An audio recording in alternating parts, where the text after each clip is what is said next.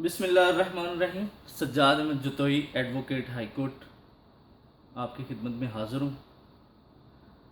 Legal logic channel کا مقصد پاکستانی قوانین کے بارے میں آپ لوگوں کو آگاہی بہم پہنچانا ہے تاکہ آپ لوگ اپنے حقوق و ضوابط کو اچھی طرح سے پہچان سکیں اور اپنے رائٹس کے لیے فائٹ کر سکیں. تو سب سے پہلے میں بیسک سے سٹارٹ کرتا ہوں کہ قانون ہے کیا. قانون کیسے معرض وجود میں آیا؟ کیا شروع سے ہی قوانین اسی طرح موجود تھے جس طرح اب موجود ہیں، یا یہ ایک ایوولوشنری پروسیس کے ذریعے معرض وجود میں آئے؟ اس پہ ہم ڈسکس کریں گے آپ لوگوں کے ساتھ. تو سب سے پہلے جو قانون ہے وہ ہوتا کیا ہے؟ جو ڈکشنری میننگ ہے اس میں تو قانون یہ ہے کہ اتھارٹی جو ہے ایک رولز اینڈ ریگولیشن بنا دیتی ہے تاکہ جو کمیونٹی ہے، ایک مخصوص کمیونٹی ہے، اس کے اوپر اس کا اطلاق ہو سکے اور ان کے جو معاملات اور رولز اینڈ ریگولیشنز ہیں ان کو اچھے طریقے سے منظم انداز سے سر انجام دیا جائے. اور جیسے جان آسٹن بھی کہتا ہے کہ لا از دا کمانڈ آف ساورن. لیکن اب جو ساورن ہے وہ اس کا کنسیپٹ چینج ہو گیا. اس دور میں ساورن بادشاہ تھا، مطلق العنان ہوتا تھا، تو وہ اس کی زبان سے نکلا ہوا ہر لفظ وہ قانون مانا جاتا تھا. لیکن اب ایوولوشن جو پروسیس، ایوولوشنری پروسیس ہے، اس کے ذریعے جو مملکتیں اب وجود میں آ گئی ہیں ان میں بادشاہ کا کنسیپٹ تقریباً ختم ہو گیا ہے. بادشاہ کا کنسیپٹ ایک جگہ صرف انگلینڈ میں اور سعودی عربیہ میں ہے. انگلینڈ میں تو بالکل بادشاہ ایک ربڑ سٹیمپ کی طرح ہے کہ انہوں نے وہ ایک کسٹمری لا کے تحت رکھا ہوا ہے کہ کہہ لیں کہ ان کا وہ کہہ لیں کہ ثواب کے لیے سمجھ لیں آپ نے انہوں نے رکھا ہوا ہے. اور جو دوسری جگہ جتنی بھی ہیں تقریباً وہ سب جگہ سے بادشاہت ختم ہو چکی ہے. تو اب ہم آتے ہیں اپنے بیسک ٹاپک کی طرف کہ لا جو ہے وہ کیسے، اس کی ہسٹری کیا ہے، کیسے معرض وجود میں آیا، اور سب سے پہلا لا کب اوریجنیٹ ہوا، سب سے پہلا لا کب بنا. تو اس میں آتے ہیں کہ جو لا کی جو کہہ لیں تھیوریز ہیں اس پہ ڈسکس کر لیتے ہیں. لا کی 3 تھیوریز اب تک جو ہیں میں بہتر سمجھتا ہوں کہ آپ کے ساتھ وہ شیئر کروں. سب سے پہلے تو نیچرل لا، جو تھیوری نیچرل لا کی، اس میں یہ کہ جب پہلا انسان روئے زمین پر آیا تب سے جو لا ہے وہ پریویل کر رہا ہے. اس تھیوری کے جو ماننے والے ہیں وہ یہ کہتے ہیں کہ جب انسان زمین پر آ گیا ہے اسی نیچر جو ہے، کیونکہ اس میں آلریڈی ہے نیچرل لا جو پہلے موجود ہے، وہ انسان کے ساتھ ہی آیا ہے. اس کو کوئی بندے نے نہیں بنایا، وہ خود بخود ہی آ گیا. اس میں آپ وہ جو نیچرل لا کے حوالے سے حابیل قابیل والا واقعہ بھی دیکھ سکتے ہیں کہ اس میں قرآن مجید میں بھی کہا گیا کہ جب اس نے اپنے بھائی کو مارا تو کوے نے آ کے اس کو بتایا کہ اس طرح اس کو دفن کرنا ہے، اور اس کے بعد اس کو ریگریٹ ہوا، اس کو کہ وہ تو جیتنے والا نہیں تھا، وہ تو ہار گئے. اور اب دنیا، رہتی دنیا تک جتنے بھی قتل ہوں گے ان میں گناہوں کا وہ حصے دار ہوگا. چلیں یہ تو ایک کنسیپٹ تھا جو اسلامک ہے. لیکن جو ماڈرن یا ویسٹرن کنسیپٹ ہے اس کے حوالے سے اب جو دوسرا اس میں آ جاتا ہے پازیٹیوزم کے تھیوری جو وہ پروپوگیٹ کرتے ہیں. اس میں وہ کہتے ہیں کہ نیچرل لا کی کوئی حیثیت نہیں ہے، نہ نیچرل لا ہے. لاز جتنے بھی بنے وہ مین میڈ ہیں اور تھرو پراپر چینل بنیں گے، اور تھرو وہ کہہ لیں جس طرح پارلیمنٹ بناتی ہے، اگر وہ نہیں بنیں گے تو اس کی کوئی اتھارٹی نہیں ہے. یہ پازیٹیوزم والے کہتے ہیں. لیکن اب جو ماڈرن کہہ لیں کہ ایک تھیوری ہے اس میں جو آرگینزم تھیوری ہے، وہ جس میں آرگینک لا کے حوالے سے وہ بتاتے ہیں کہ جو لا ہے وہ آرگینک ہے، وہ ایوولوشنری پروسیس کے ذریعے سے معرض وجود میں آیا ہے. جو ایوولوشنری پروسیس ہے لا کا، کہ لا کی نیچر جو ہے وہ چینج ہوتی رہتی ہے. معاشرت جس طرح معاشرہ اپنے آپ کو چینج کرتا ہے اس طرح لا بھی چینج ہو جاتا ہے. ایک وقت تھا جب آنر کلنگ کی یہاں پہ پاکستان میں کوئی کنسیپٹ نہیں تھا. آنر کلنگ کے حوالے سے اب پاکستان میں وہ لاز بن چکے ہیں. اس کے بعد وومن پروٹیکشن بل آ چکا ہے. اسی طرح جو دوسرے یہاں پہ ایوولوشن دیکھتے ہیں آپ لا میں، کامن لا آف انگلش ہے اس میں دیکھ لیں آپ اس طرح ٹریڈ لاز جو ہیں وہ دن بدن چینج ہوتے رہتے ہیں. کہتے ہیں جو لا ہے وہ ایک ایوولوشنری پروسیس کے ذریعے سے شروع سے جب چلا آ رہا ہے تو اس میں ایک ایوولوشن تھی. اس میں جو پروسیس تھا وہ اس میں جو بیٹر تھی، جو اچھی چیزیں تھیں وہ اوپر آ گئی ہیں، جن کو لوگ نہیں پسند کرتے تھے وہ واپس چلی گئیں. اب یہ تو 3 تھیوریز ان کی بات ہوگی. اب ہم آتے ہیں ہسٹری کی طرف. بھی لا کی ہسٹری کیا ہے، بھی لا کیسے یہ ایوالو ہوا ہے، کیسے یہ آگے بڑھا ہے، اور کیسے یہ اس سٹیج پہ پہنچا ہے جس میں آج ہم اس کو دیکھ رہے ہیں. ہسٹری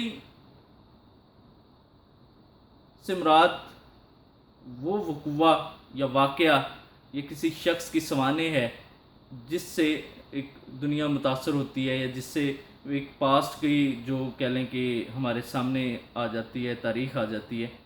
تو ہسٹری کا سب سے زیادہ فائدہ تو یہ ہے کہ انسان اپنی جو پچھلی کمیاں کوتاہیاں ہیں ان کو اوورکم کر لیتا ہے، ان کے اوپر قابو پا لیتا ہے، اور اس سے اچھا جو ہے وہ پروڈیوس کرنے کی کوشش کرتا ہے.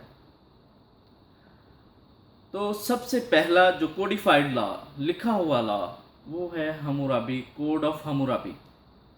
282 اس کی رولز تھے کوڈ آف حمورابی کے. یہ میسوپوٹیمیا میں اس کی ریاست تھی، وہاں پہ اس نے ریگولیٹ کیے، اور یہ 3 یا 4 پتھروں پہ لکھے ہوئے تھے. 1901 میں یہ دریافت ہوئے. اس کو مختلف دستاویزات بنے. آپ گوگل پہ اس کو سرچ بھی کر سکتے ہیں، اس کو پڑھ بھی سکتے ہیں. تو یہ سب سے پہلا جو کوڈیفائڈ لا ہمیں ملا ہے وہ حمورابی، کوڈ آف حمورابی ہے.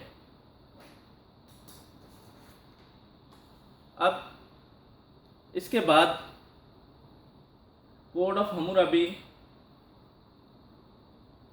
یہ تقریباً 1754 بی سی میں کوڈ آف حمورابی یہ کوڈیفائڈ ہوا.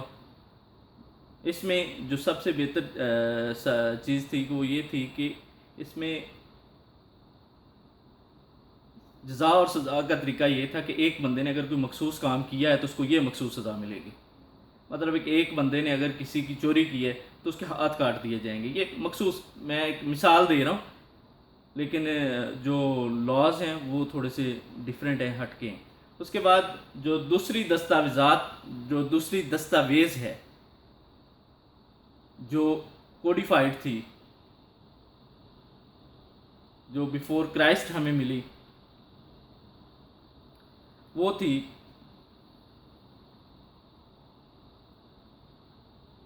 ہائٹائٹ لاز.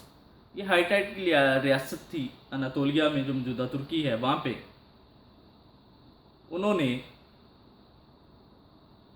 1650 سے 1100 بی سی کے درمیان، بیفور کرائسٹ کے درمیان یہ ریاست وہاں پہ تھی. تو انہوں نے اپنے جو معاملات ریاست تھے ان کو چلانے کے لیے لاز کوڈیفائڈ کیے تھے. اس میں ایک سچویشن بتائی جاتی تھی کہ اگر یہ سچویشن ہوگی اس بندے کی تو اس کو یہ سزا ملے گی.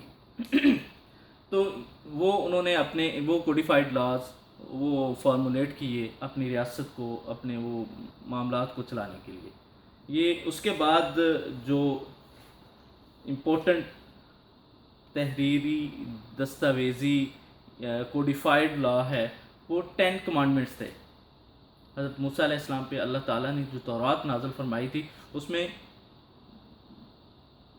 ایک تو اخلاقیات کا تھا کہ والدین کی عزت کرو، تو اس کے ساتھ ساتھ جو دوسرے لاز تھے جنہوں نے ریگولیٹ کرنے کے لیے اللہ تعالیٰ نے وہ بھی اتارے. تورات یا دا لاز، تورات کے معنی آپ کہہ سکتے ہیں، اور یہ حضرت موسیٰ علیہ السلام پہ اللہ تعالیٰ نے اتاری تھی وہ کوڈیفائڈ.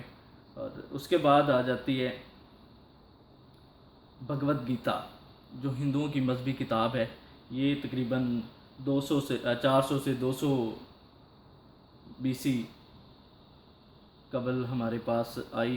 بھگوت گیتا کو دا سانگ آف گاڈ بھی کہتے ہیں.